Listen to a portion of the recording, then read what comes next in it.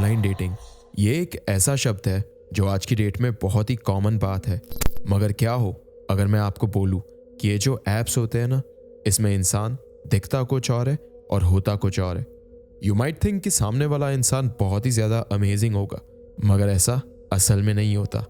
And कभी कभी यही ऑनलाइन ऐप्स आपकी लाइफ में ऐसे इंसिडेंट्स ला सकते हैं जिसे आप कभी ना भूल पाओ। वेल, आज की जो ये स्टोरी है वो हमारे साथ हमारे सब्सक्राइबर आकाश ने शेयर की है, जिसके साथ भी इसी ऑनलाइन डेटिंग के चलते एक अजीब सा ही हादसा हुआ जो कि मेरे हिसाब से तो बहुत ही ज़्यादा हॉन्टेड है। मगर स्टोरी स्टार्ट करने से पहले अगर आपके पास भी ऐसी ही कोई रियल हॉरर स्टोरी है तो आप उसे स्क्रीन पर दिए हुए ईमेल के थ्रू हमारे साथ शेयर कर सकते हैं।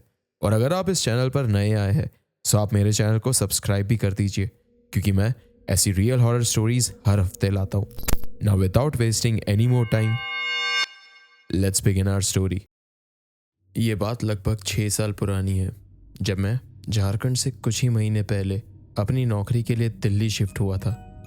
नया शहर, नए लोग और अकेला रहना काफ़ी मुश्किल था। झारखंड की वो शांत जिंदगी और दिल्ली की ये फास्ट पेस लाइफ में ज़मीन आसमान का फ़र्क था। काम के बाद अक्सर मैं अकेला रहता था, तो एक दिन सोचा कि क्यों ना टिंडर यूज़ करके थोड़े बहुत दोस्त बनाए जाए। देखते ही देखते मेरा ये एक रूटीन सा बन गया था, जहाँ मैं रात को टीवी देखते वक्त प्रोफाइल स्वाइप करता, कुछ हल्की फुल्की कॉन्वर्जेशंस करता और कभी कभी कोई नया कनेक्शन भी बनाता। ये सिलसिला लगभग 2 हफ्तों तक चला, लेकिन एक रात मेरे साथ कुछ अलग हुआ। एक प्रोफाइल मेरी स्क्रीन पे आई। उसका नाम था अनन्या। उसकी प्रोफाइल पिक्चर काफ़ी सिंपल थी। एक थोड़ी सी ब्लरी फोटो थी जिसमें वो किसी कैफे में बैठी थी, लेकिन पता नहीं क्यों उसमें कुछ मिस्टीरियस था। मैंने बिना कुछ सोचे राइट स्वाइप कर दिया और अगली सुबह देखा कि वो मैच हो गया था। मैंने तुरंत ही उससे बात करना शुरू कर दिया। उसके मैसेजेस छोटे लेकिन डायरेक्ट होते थे, जैसे वो मुझे ज़्यादा इम्प्रेस करने की कोशिश नहीं कर रही थी। I am not gonna lie, मुझे ये बात काफ़ी रिफ्रेशिंग लगी। हम अक्सर काम की या दिल्ली शहर की बातें करते थे। उसके रिस्पॉन्सेज अक्सर ऑन पॉइंट होते थे, लेकिन ना जाने क्यों मुझे उससे अपनी बातें शेयर करना अच्छा लगता था। उसकी बातें छोटी होने के बावजूद हम दोनों कुछ ही दिनों में एक दूसरे के काफ़ी करीब आ गए। शायद उसकी वही मिस्टीरियस बात मुझे उसकी ओर और खींचे जा रही थी। जैसे जैसे दिन गुजरते गए हमारी बातें और गहरी होने लगी, लेकिन अब भी उसके रिस्पॉन्सेज हमेशा वैसे ही छोटे और थोड़े डिटैच्ड रहते थे। हमेशा चीज़ें अधूरी रखती थी, लेकिन मुझे उसके बारे में जानने की क्यूरियोसिटी और बढ़ती जा रही थी। 2 हफ्ते बाद हमने फाइनली मिलने का प्लान बनाया। एक तरफ मैं थोड़ा घबराया हुआ था, लेकिन दूसरी तरफ उससे मिलने की एक्साइटमेंट भी बहुत थी। मैंने उससे पूछा कि हम दोनों कहाँ मिलेंगे, एक्सपेक्टिंग कि वो कोई रैंडम सी जगह बताएगी, लेकिन उसका रिप्लाई थोड़ा अजीब था। उसने मुझसे कहा, डिगिंग्स, चाणक्यपुरी। ये सुन मुझे एक पल के लिए झटका लगा। डिगिंग्स, मैं उस जगह को जानता था। ये दिल्ली का एक काफ़ी कोजी और पॉपुलर कैफ़े है जहाँ काफ़ी लोग जाते हैं। लेकिन जो चीज़ मुझे और ज़्यादा सरप्राइज कर गई वो था उसका अगला मैसेज। उसने कहा, वो तुम्हारे घर के पास ही है ना? ये सुनकर मैं थोड़ा डर गया। मैंने उससे अपने एड्रेस के बारे में कभी कुछ शेयर नहीं किया था। मैंने अपनी और उसकी चैट हिस्ट्री दोबारा चेक की, लेकिन मैंने ऐसा कुछ नहीं कहा था। मेरा दिमाग दौड़ने लगा कि आखिरकार उसको मेरे घर के बारे में कैसे पता। लेकिन फिर मैंने सोचा कि शायद कभी मैंने ही उसे कोई नियर बाय लैंडमार्क के बारे में बताया होगा, जिससे उसने मेरे घर का एड्रेस गेस किया होगा। मैंने अपने मन को शांत किया और रिप्लाई किया कि हाँ, डिगिंग्स ठीक है, कल शाम 7 बजे मिलते हैं। मगर अगले दिन भी वो अजीब फीलिंग मेरे दिमाग से जा नहीं रही थी। कैसे उसने मेरे घर का पता लगा लिया, वो भी मेरे बिना बताए। लेकिन मैंने अपने आप को समझाया कि शायद मैं ज़्यादा ही कुछ सोच रहा हूँ। दिल्ली में लोग ऐसे ही चीज़ें गेस कर लेते हैं, शायद इस बार भी ऐसा ही कुछ हुआ होगा। शाम को जब 7 बजे का वक्त हुआ, मैं वो कैफ़े में पहुँचा। उस दिन मौसम काफ़ी ठंडा था। हल्की हल्की हवाएं भी चल रही थी, जैसे मानो बारिश होने वाली हो। कैफ़े यूजुअल फ्राइडेज की तरह जैम पैक्ड था। मैंने क्राउड में उसे ढूंढना शुरू किया, लेकिन वहाँ मुझे कोई भी नहीं दिख रहा था जो उसकी फ़ोटो जैसा हो। मैंने उसे मैसेज किया कि मैं वहाँ आ गया हूँ, तुम कहाँ हो। 1 मिनट बाद उसका मैसेज आया कि वो अंदर एक कोने वाले टेबल पर है। ये पढ़ मैं कैफ़े के अंदर गया। वहाँ काफ़ी डिम लाइटिंग थी। फेरी लाइट्स गार्डन एरिया में जगमगा रही थी और एक कोजी सी वाइब थी।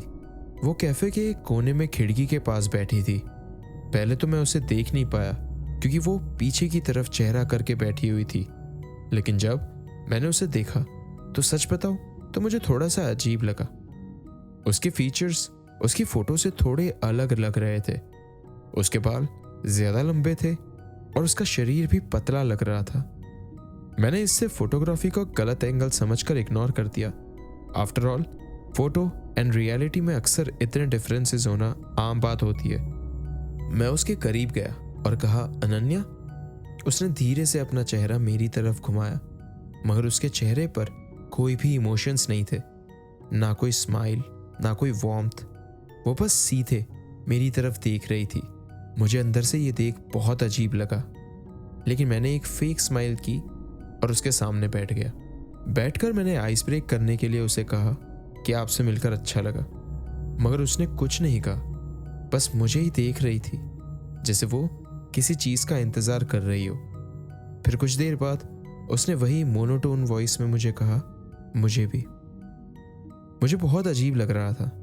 उसका चेहरा फीका लग रहा था, जैसे उसकी स्किन ट्रांसपेरेंट हो और उसकी आंखें वो बिल्कुल भी झपक नहीं रही थी। मैंने उससे थोड़ी बहुत बात करने की कोशिश की। उससे पूछा कि उसका दिन कैसा गया, काम कैसा था, वगैरह वगैरह, लेकिन चैट्स की तरह यहाँ भी उसके जवाब 1-2 वर्ड्स के ही थे। कैफ़े के अंदर लोगों की चहल पहल थी, लेकिन मुझे ऐसा लग रहा था जैसे हम दोनों एक अलग ही दुनिया में हो। मैंने आखिरकार हिम्मत करके उससे पूछ ही लिया कि सब ठीक तो है ना। आफ्टर ऑल वो बहुत ही डिस्कनेक्टेड लग रही थी। ये सुन उसने अपना सर घुमाया और मुझे कहा कि क्या वाकई में वो अजीब लग रही है। तभी मुझे एक अनईजी सी फीलिंग होने लगी। मैंने अपना फ़ोन निकाला और एक बहाना बना के वहाँ से निकलने का सोचा, लेकिन उसने कुछ ऐसा कहा जो मेरे खून को जमाने के लिए काफ़ी था। उसने कहा, मुझे पता है तुम यहाँ से निकलने का सोच रहे हो, है ना, मगर तुम मुझसे दूर नहीं जा पाओगे। मैंने घबराते हुए उससे पूछा कि आखिर तुम हो कौन। उसने बिना कुछ कहे बस खिड़की की तरफ इशारा किया। मैंने खिड़की के सामने देखा तो मैं बहुत डर गया। खिड़की के बाहर अंधेरे में एक परछाई खड़ी थी। वो बिल्कुल वैसी ही परछाई थी जैसी अनन्या दिख रही थी। वही लंबे बाल, वही पतला सा शरीर, सब कुछ बिल्कुल वैसा ही था। मैंने अनन्या की ओर देखा, लेकिन अनन्या अब वहां नहीं थी। जिस कुर्सी पर वो बैठी थी वो अब खाली थी। मैं तुरंत ही वहां से खड़ा हो गया। मेरी सांसें तेज हो गई और मैंने चारों तरफ देखा, लेकिन मुझे वो कहीं नहीं दिखी। मैं तुरंत ही कैफे से बाहर भाग गया।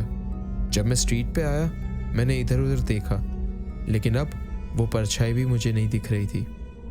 उस रात मैंने अपना टिंडर अकाउंट डिलीट कर दिया।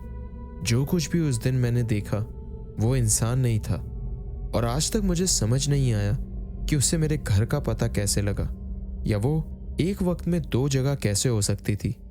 लेकिन एक चीज़ श्योर थी कि मैं दोबारा कभी टिंडर नहीं यूज़ करूँगा।